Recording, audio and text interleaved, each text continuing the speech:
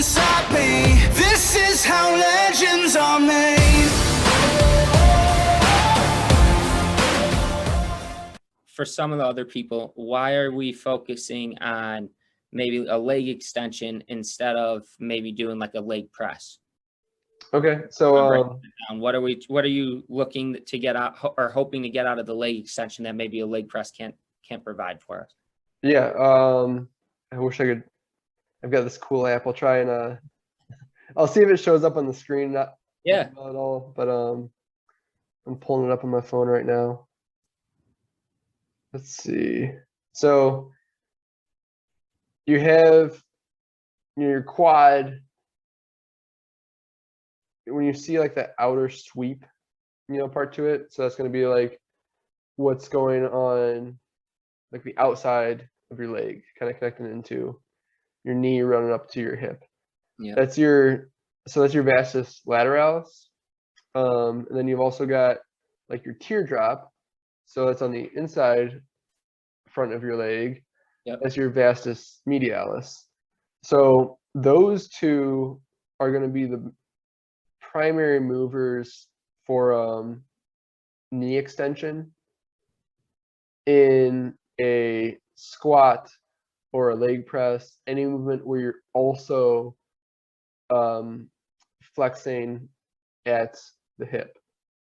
So just the way they cross the hip joint, whereas the rectus femoris, which runs kind of down the middle front of your leg, of your thigh, that crosses the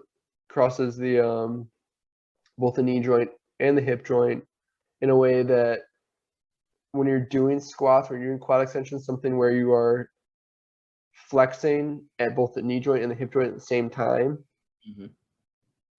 that muscle is not really, I mean, it might have some stabilization aspects. It's certainly under a little bit of tension, but it's not really getting worked through an effective range of motion as far as its stretch and contraction.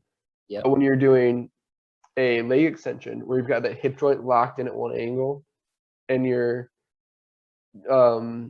extending your knee joint, that's when it will really fire up that rectus femoris, as well as your vastus medialis and your vastus lateralis.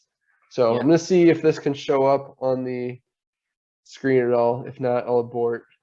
But yeah, we can see it. You can see that? All right. Yeah. So you can see on that leg right there, again, the one running right through the middle, that big guy, that's the rectus femoris.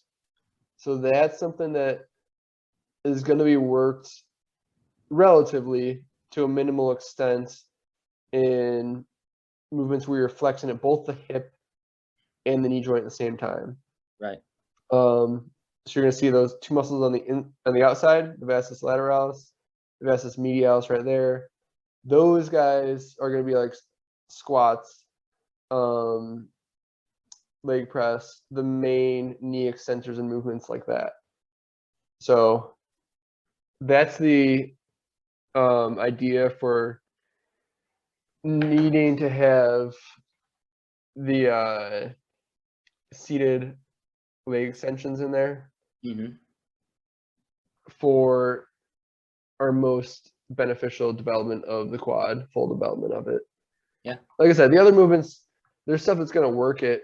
It's definitely going to be activated. You're not going to see zero activation, but it's not going to work optimally. And just a huge part you've been missing out on. Another thing, if you do not have a quad extension machine, is to hit like sissy squats, just standing there.